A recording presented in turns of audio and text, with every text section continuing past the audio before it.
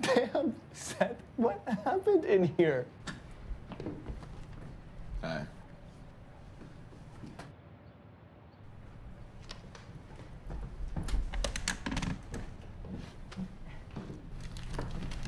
Hello, my name is Tristen. I'm the producer, co-writer, and co-director of the short film A Better Man, out now on YouTube and Vimeo. Hi, my name is Dellin Zhang, and I am the co-writer and co-director of A Better Man. Today we're going to be answering some questions about the film, our process, and tell you guys a little bit about us. Let's get started.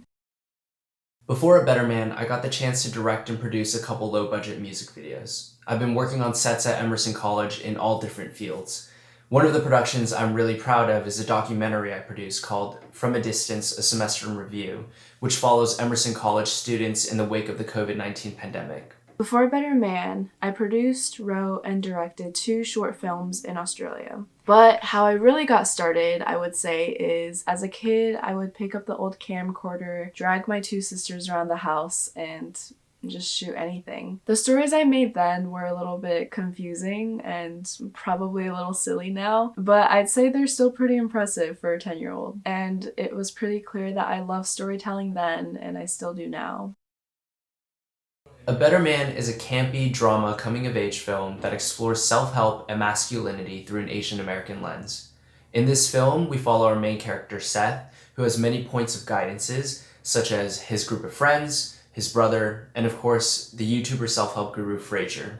In this film, Seth goes through many trials to figure out what it means to be a better man for himself. A Better Man at its core is a story about self-acceptance. I feel like growing up, it's so difficult for us to figure out who we are because we often look to other people to inform us about what we should be doing or what defines us. It's not a linear journey, and it's definitely not one with an end. I feel like even now, entering adulthood, there's still so much work to be done in figuring out what kind of person that I want to be, and I'm sure that a lot of other people feel the same way. In A Better Man, we see Seth try to figure out who he is and what kind of person he wants to be. I feel like it's a very universal journey, and I hope that anybody who feels a little bit lost can find a little bit of their way through watching A Better Man.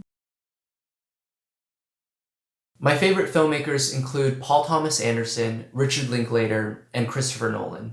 PTA's Magnolia and The Master were a huge point of inspiration for our self-help guru Frasier, with Tom Cruise's character being the cultish alpha male toxic guru. We also wanted the film to be really grounded, just like a Linklater's coming-of-age movie as well. And in the film, you can see that despite all the high-stakes action, we take a moment to pause and live in the silence and stillness of reality. One of my favorite filmmakers is Denis Villeneuve. I hope I'm saying that right. I googled it and I'm still not sure. I feel like he has such a mastery over tone and atmosphere. It's pretty evident in his psychological thrillers like Enemy and Prisoners, which both of those movies are hugely inspirational to me in terms of how I want to be able to tell stories. He directs silence so well in his films. He sets up stories so intricately and unveils this mystery that keeps the audience hooked. And then in bigger moments, the silences say more than words ever can. And I feel like that's a very powerful tool that he uses very well. It's so easy to feel like you have to fill up certain spaces with dialogue or something that's more obviously captivating, but man, he really knows how to use tension, and I want to be able to do that as well. If I was given a budget to shoot anything right now, I would really want to shoot the feature that I wrote about my parents' immigrant story. The story is really near and dear to my heart because it is where I came from. All of my parents' hard work and perseverance to make their lives work here, it's incredible to me, and I would really love to honor that by eventually making this film. For me, coming-of-age movies has always been my passion. I like the way they inspire and teach me to enjoy the journey and not focus on the destination, which has always been a major theme in my life that I'd like to share with the world. I have this idea in mind called The Good Part, which follows a kid driven so much by their ambition to succeed that they forget to smell the roses. On the other side of the spectrum, Lyle Lyle Crocodile is an amazing movie, and it would be my dream to produce Lyle Lyle Crocodile 2. So I'm calling it here now. You heard it here first.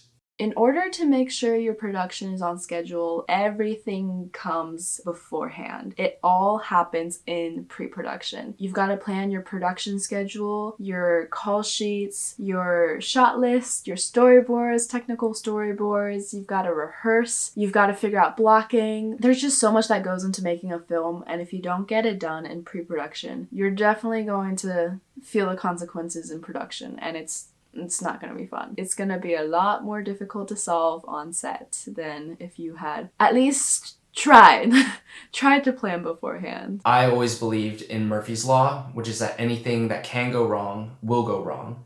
And that also applies to set. So we made sure that the most important thing for us to do was to create a solid blueprint that factored in wiggle room for any setbacks that may or will occur.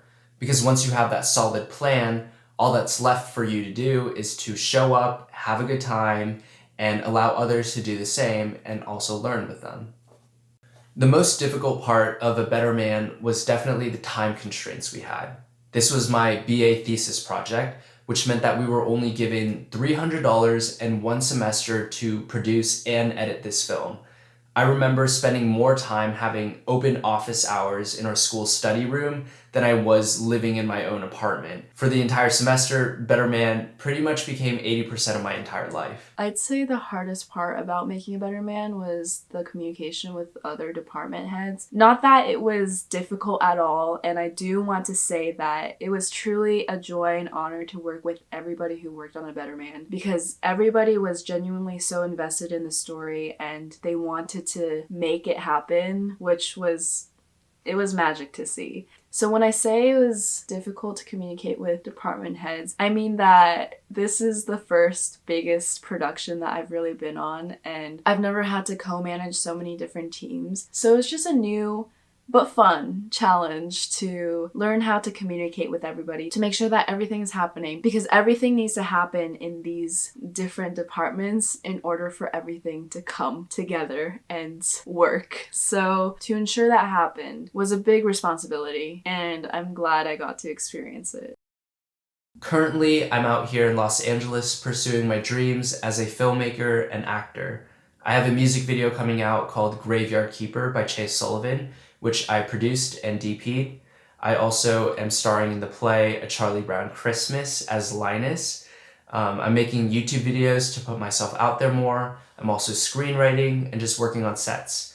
I really hope to work on more meaningful projects in the future that break down masculinity and exhibit real signs of personal growth, as I really feel like this can reflect my own growth as a man and also as a creative. Currently, I'm about to move to LA to really pursue my screenwriting and directing ambitions. But in the meantime, I've been writing a lot. In caution to burnout though, because I know if I push myself too much, I break down and I can't write anything.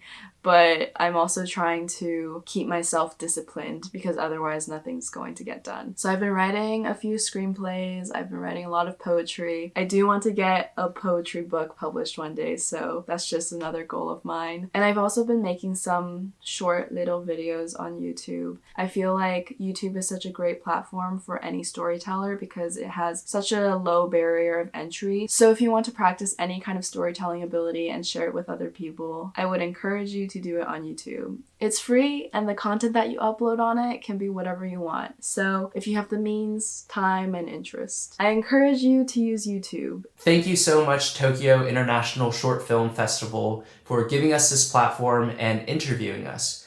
We had a lot of fun answering these questions together. Our film A Better Man is now out on YouTube and Vimeo, so don't forget to check it out. Bye!